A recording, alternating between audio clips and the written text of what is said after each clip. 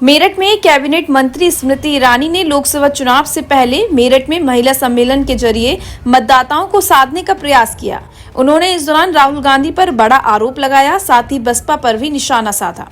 Cabinet मंत्री स्मृति ईरानी ने लोकसभा चुनाव से पहले मेरठ हापुड़ लोकसभा सीट के मतदाताओं को साधने के लिए महिला सम्मेलन का आयोजन किया। यहां उन्होंने कहा कि राहुल गांधी वायनाड में आतंकी संगठनों के समर्थन से चुनाव लड़ रहे हैं। एसडीपीआई नाम का आतंकी संगठन का सहारा कांग्रेस ले रही है। डीएमके का भी कांग्रेस समर्थन ले रही है। जिन्होंने बाबा साहब का संविधान चलाया, बंगाल में कांग्रेस उसका समर्थन लेती है। रामनवमी के जुलूस को बंद कराकर राम का नाम लेने वालों को बेरहमी से पीटते हैं। गढ़ रोड स्थित राधा गोविंद मंडप में लोकसभा वॉलंटियर और महिला सम्मेलन में स्मृति ईरानी ने सपा बसपा पर भी हमला बोला। उन्होंने कहा कि कोरोना त्रासदी के समय सपा व बसपा के लोग छुपे बैठे थे, जबकि भाजपा का कार्यकर्ता सड़कों पर था, जरूरतमंदों को मास्क, सैनिटाइजर और भोजन वितरित कर रहा था। मोदी ने सभी के लिए निःशुल्क राशन की व्यवस्था की। मोदी नहीं होते तो देश में न वैक्सीन बनती और न विदेश तक इसे भेजा जाता। कहा कि कांग्रेस के राष्ट्रीय अध्यक्ष खड़गे कहते हैं कि अनुच्छेद 370 हटाने से भारतीयों को क्या मिला। उन्होंने कहा कि अनुच्छेद हटाने से कश्मीर से कन्याकुमारी तक एक ही संविधान हुआ और मान सम्मान मिला। मैं उस संसदीय क्षेत्र से हूँ जहाँ 50 साल गांधी खानदान का एक छत्र राज रहा। आपको अरुण जी बहुत भाग्यशाली है कि एक सशक्त टीम आज आपको चुनाव लड़वा रही है मेरठ से। हम वहां चुनाव लड़े जहां पर 60% बूथ पर भाजपा का टेबल भी नहीं लगता था। डर के मारे स्वयंसेवक और भारतीय जनता पार्टी के कार्यकर्ता प्रताड़ित होते थे, कुछ कहते नहीं थे, ध्वज अपना उठाकर निडर होकर फिर भी विषम परिस्थितियों में चलते। हम हारे लेकिन भागे नहीं, डटकर हम वहां लड़े और लड़ने का परिणाम यह हुआ कि आज वहां से प्रत्याशी घोषित करने में कांग्रेस हिचकिचाती। मैंने तो यहां तक पूछा अरुण जी आपकी अनुपस्थिति में अध्यक्ष जी से, ये सपा का 3 बार कैंडिडेट बदला है कि 4 बार बदला है? उन्होंने कहा दीदी नहीं 3 ही बार बदला है।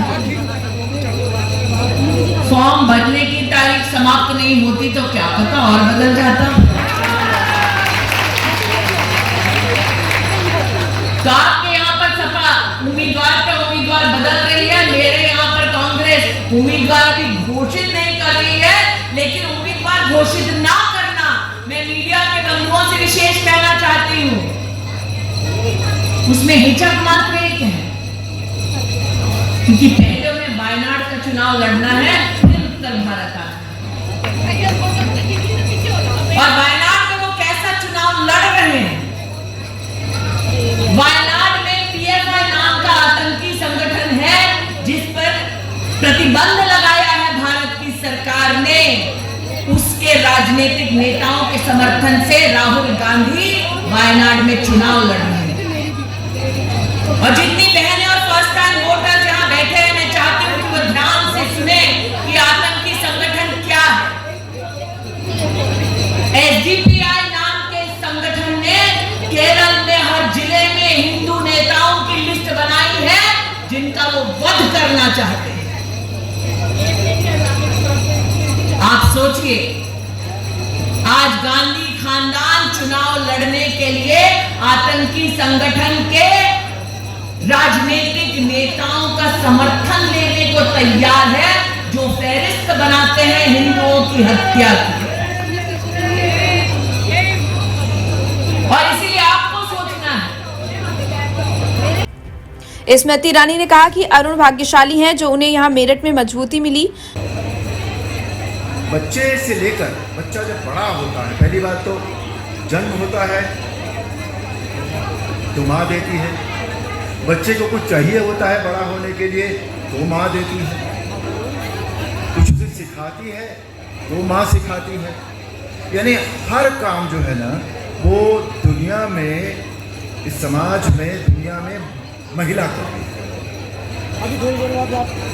और ये पूरा महिला सम्मेलन है जहाँ एक नहीं सैकड़ों की तादाद में आप लोग हैं। जब हमें कुछ मांगना होता है तो वह बोली कि मैं जहां से हूं वहां पिछले 50 वर्ष से कांग्रेस सत्ता में थी। 60 सीढ़ी बूथों पर तो बस्ते तक नहीं लगते थे। हम हारे लेकिन भाग्य नहीं। यही वजह है कि अब कांग्रेस और सपा उम्मीदवार की घोषणा करने तक से हिचकिचा रहे हैं।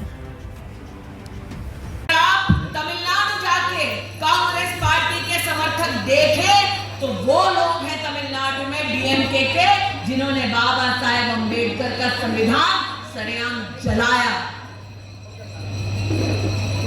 सत्ता का इतना लालच है गांधी खानदान को कि जिन्होंने बाबा साहेब का संविधान जला डाला, गांधी खानदान उनका भी समर्थन लेंगे।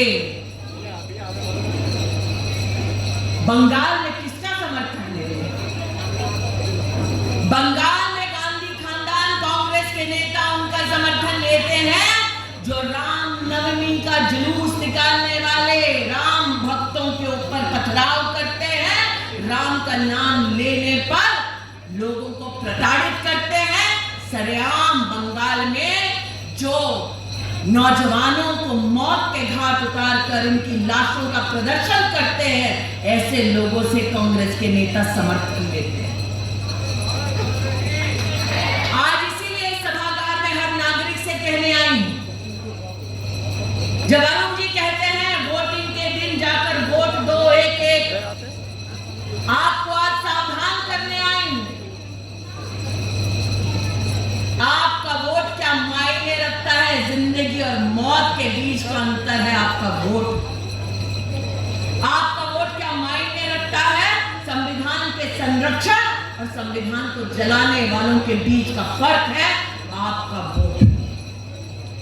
और दुस्साहस कांग्रेस पार्टी का देखिए इतना बढ़ गया कि कांग्रेस के राष्ट्रीय अध्यक्ष जाकर कहते हैं धारा 370 हट गई तो हिंदुस्तान में किसको क्या फर्क पड़ता है। नौजवान यहाँ उपस्थित हैं, महिलाएं यहाँ उपस्थित हैं, उनसे पूछना चाहती हूँ, धारा 370 हटी, कश्मीर से कन्याकुमारी तक देश एक संविधान की छत्र छाया में आया, क्या ये हर हिंदुस्तानी के लिए गौरव का विषय है या नहीं है?